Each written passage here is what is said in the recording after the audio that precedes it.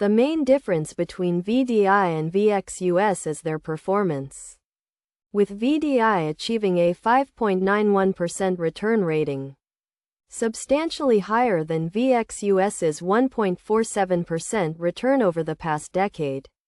VTI has surpassed VXUS with an annual return of 11.9%, whereas VXUS has posted a lower annual return of 4.2%. This translates to a significant difference in returns for investors.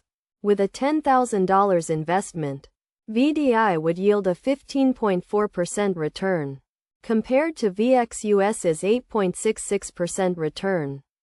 VTI's higher returns come with higher volatility, registering 4.10% compared to VXUS's 3.25%, indicating wider price fluctuations and increased risk.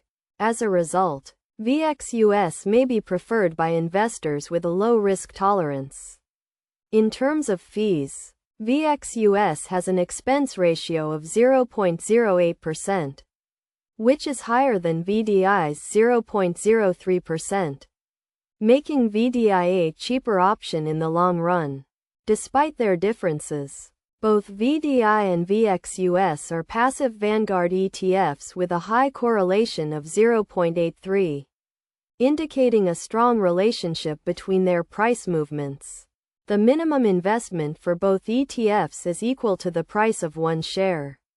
Ultimately, the choice between VTI and VXUS depends on an investor's goals and risk appetite.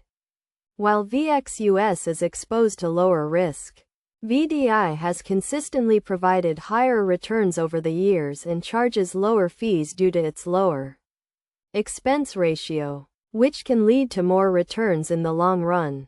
The information compared is accurate as of the current date and is subject to change in the future.